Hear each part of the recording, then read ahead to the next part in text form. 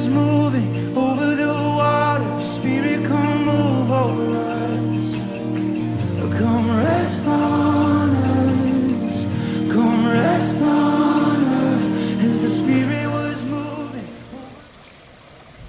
Yes. So I'm gonna get y'all my computer. I know that's a little bit more terrifying, but it's okay. Just breathe.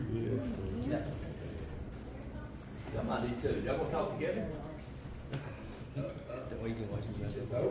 No? I've been mind business. Okay, okay. Yeah. You need that. Praise the Lord. My name is Tiffany. Instead of receiving gifts for my birthday today, maybe I can give a gift of inspiration to someone else today. Woo! My childhood trauma started at 3 years of age. My mom and real dad divorced because of his alcoholism.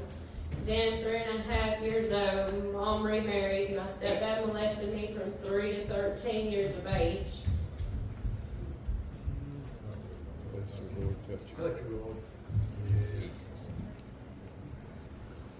I was raised up in church most of my life. I started partying at 12 years old, drinking, ended up on probation. I stole a car at 14 years of age, was sent to 6 weeks in boot camp at the age of 14, a violation of probation. After boot camp, ended up pregnant with my first child at 16 years of age. At the age of 16, I was kicked out of my mom's and stepdad's house in order to live with my baby daddy at the time. His grandma said we had to get married, so I married at the age of 16 years old to a very abusive man. Then after the third child, I finally decided enough was enough. My mom kicked me out, kicked down the door, found out I was beaten, black eyes and solid black arms. And between the time I was kept away from my mom and dad for almost 5 years, couldn't even get a job. He was so controlling, so we divorced in 2013. After I got an apartment for me and my girls, I met a man and we had a boy in 2014. I started drinking, going to bars, taking pills after my son was born. Then went to smoking marijuana. Then found out my son's dad had started back using meth. So November 2016, I left him. I was so stressed out. I let him have my son for the weekend, knowing I hadn't filed any separation or custody papers. My son's dad stayed with him because I didn't have enough money to file an answer for the papers he served because I was still trying to finish my nursing school. When I was able to take him back to court, the judge didn't want to hear my side because I ended up dating my neighbor's son, which had a past and a felony, and went and stayed clean to help me get my son home. The neighbor's son that I was dating failed a drug test for the court. I wasn't able to get my son home, just visitations without my boyfriend at the time that was not supposed to be present every other weekend. Finally, I decided I wanted to change and moved out of my home that I was in the process of buying because the boyfriend at the time wouldn't leave. So 2020, I moved from Haleville back to Winfield and met up with my best friend, gave me and my girls a place to lay our heads because my ex wouldn't let me have none of my things. My friend and his mom had bought my kids some new beds, clothes, shoes, and more. Then down the road, me and my best friend ended up together and ended up getting married in 2021 of December. Still getting visitation with my son for the first, third, and fifth weekend of each month. Then of March of 2022, DHR showed up at my door for drug test home check. And I went to Judy's, me and my husband failed for THC, which is marijuana, and a fainting line for methamphetamines. They took my 3 girls from me and placed them with their dad, which at the time he had no rights for supervised visitation because the day he left me, he moved in with a 15-year-old and he was 21 years of age. My son's dad had the choice to take me back to court or let me keep doing visitation because my son was not there when I failed my test. So my son's dad decided to take me back to court in March of 2022. I hired a lawyer to get back into court because the girl's dad had fought for temporary custody of the girls, so the DHR would not let me do a safety plan. Then in April of 2022, the court did court without me and without notifying me and my lawyers, so I kept doing meth to help control the emotions and take my pain away. Then in December of 2022, my mother-in-law had passed away. My husband's stepdad told the police we had stole her credit card and was using it after we had consent and transactions were done prior to her death. And in January the 12th of 2023, I was locked up in Marion County for credit card and debit card fraud. Got out within 26 hours of being in the drunk tank. Then September was indicted by the grand jury right after my dad had passed away. November grand jury, me and my husband pled guilty of the charge and got put on pre-trial diversion, which duty was over us, and me and my husband had failed the first test in November 15th of 2023. Instead of doing 2 times a month, we were placed on color code for 4 times a month. I started Marlins November 15th of 2023, going to them 2 times a week, AA 2 to 3 times a week. Got a sponsor, started going to church, coming to Celebrate Recovery, meeting new people in recovery. Got to start visitation back with the girls in March of 2024 with doing a drug test before their visit. Then in August, DHR found videos of my children being abused by their stepmom. So they started a safety plan and put them back in my home, which we go to court on November the 8th. I filed for a petition in September for full custody, so just waiting on their dad to answer back. And in August, I started the supervised visitation back with my son the 1st and 3rd, 5th Saturday of the month with a drug test. I'm still attending Marlins, AA, and Celebrate Recovery, also attending church. I got off color code October 17th of 2024, which was this past Thursday. By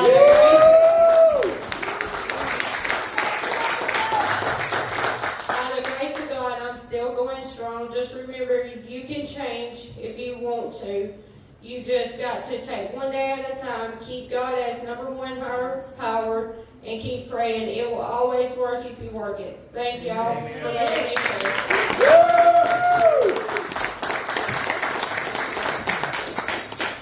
God is good, Amy. Yeah.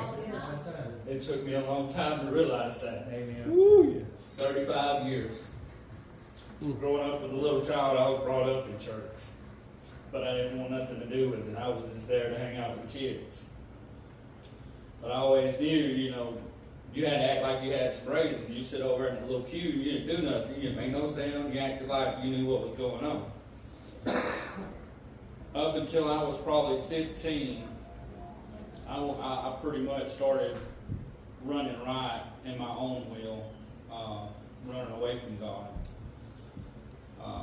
It wasn't until 35 that I realized that obviously the life that I was living was not the right one. I had a good family, I had a good upbringing. For me, my mom and my dad split when I was about 9. My mom worked 2 and 3 jobs just trying to support me and my brother. But my dad was kind of out doing his own thing and living his life. The worst fate of my dad's life was losing my mom. And he spent the rest of his life trying to recover from that. My dad was an alcoholic. And he had made a choice before my brother had been born to change his life. And he is now 42 years sober. I have the opportunity now to live with that inspiration every day of my life, knowing that the possibility is there. I never thought that I'd be an addict. I never thought that I'd be an alcoholic. I never thought that I'd be a felon. I never thought I would be that person in my life. But I also didn't know that God could help bring me out of being that person.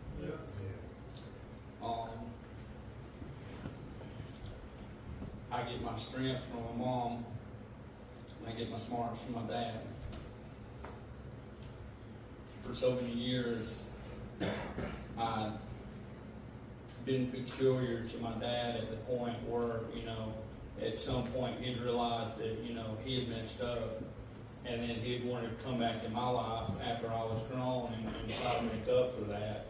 Want to spend time with me and want to do things as a father and son. And in my eyes, from the trauma that I dealt with as a child, I didn't want to give him that forgiveness. I'd hated him for the way that he had done us growing up. Not realizing that, he was trying to learn himself.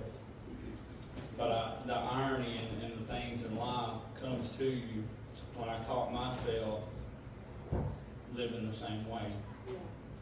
I wound up realizing that I was asking my children to do for me what I couldn't do for my father.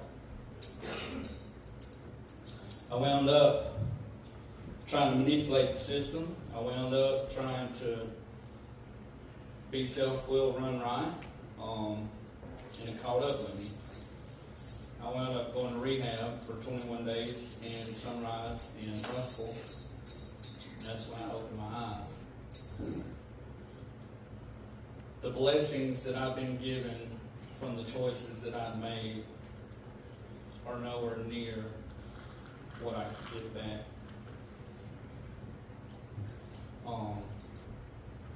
Growing up as a child, I felt like I didn't fit in. I was a child. I grew up here in Winfield most of my life. I went to school in Breed. And as a child, I wasn't accepted in school because I was from Winfield. And I wasn't accepted from the kids from Winfield because I went to school in Breed. So most of my life, I felt like I didn't fit in. That's where most of my insecurities and my self-esteem problems, that's where most of that came from. And I really didn't have, my mom, like I said, my mom was trying to work all the time. My dad was hardly ever there, so I didn't really have anybody to really talk to except for my brother. And bless his heart, he was a bigger guy. And, he was going through the same things as I did. He felt like he didn't fit in either. I guess that's what really grew our bond closer, is because we had the same feelings. But we didn't really have anyone to really talk to about it. We didn't have any way to really express that or any kind of gratitude to kind of help us figure out how to deal with that.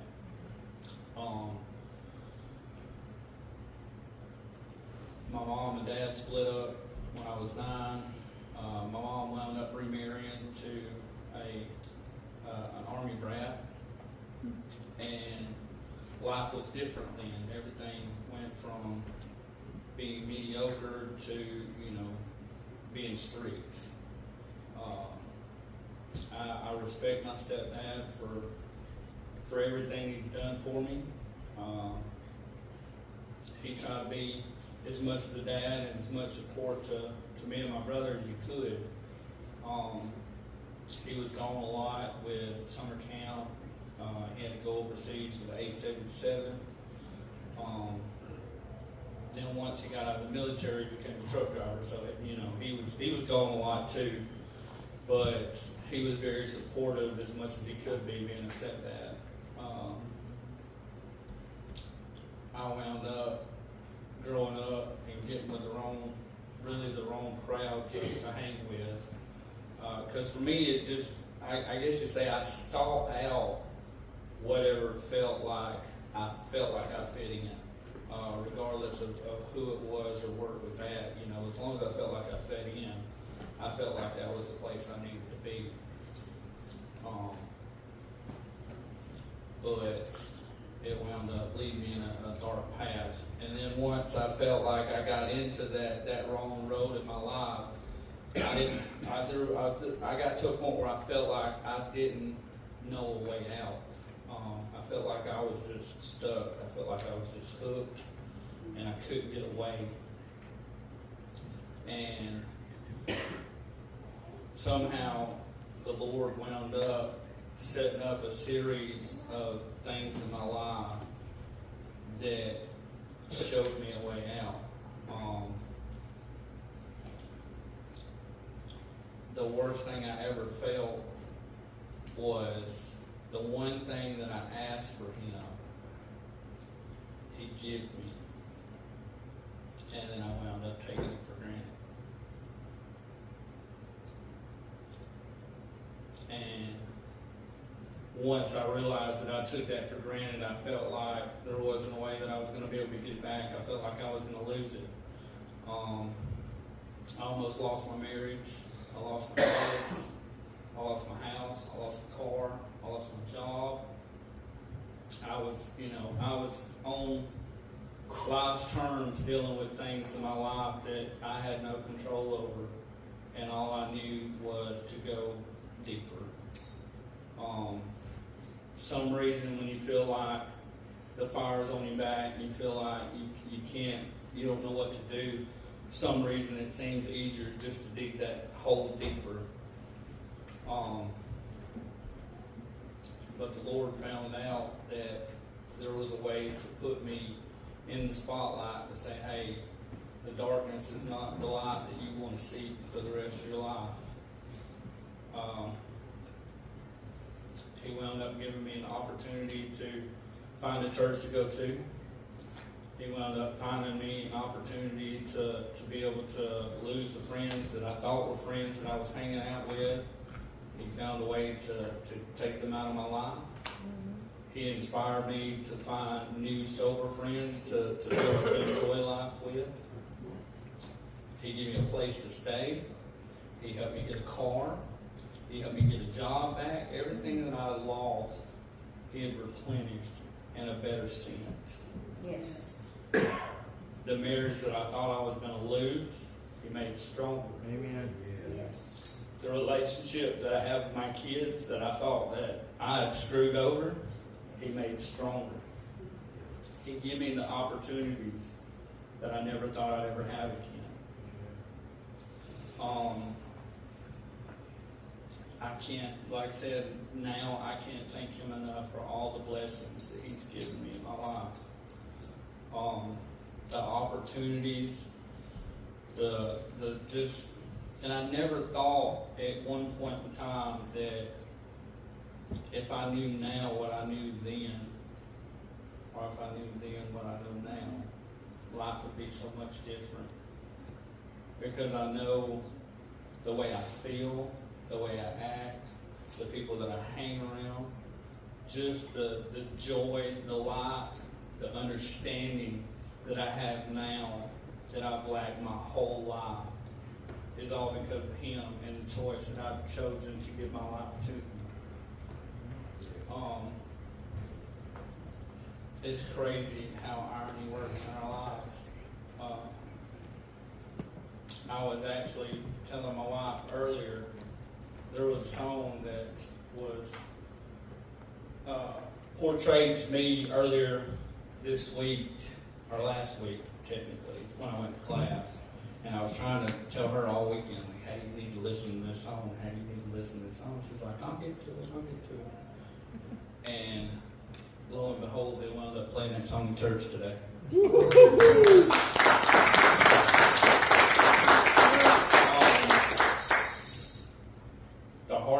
I guess say the two hardest things in my life, I wound up losing my brother and I wound up losing my mother. I lost my brother in 2015 and I lost my mom in 2022. And in the sense of that, the one thing that I wanted to grow from that was that I could be a better person. Amen. That I didn't have to live in my addiction. I didn't have to live in my alcoholism. That, at some point, I could get away from that. I could prove them that, the opportunity is there. That I could, give my mom a son that she could be proud of. someone that maybe could inspire others at some point. And I told her that. I told her that was one thing that I wanted to do in my life, was to change for the better. And through Christ, I was able to do that. Yes. Yes. I know if it wasn't for him, there was no way I could have made it. If I hadn't turned my life over, if I hadn't started making the better decisions that I should have made, I wouldn't be here today. I thank y'all for the opportunity. It's another God's blessing.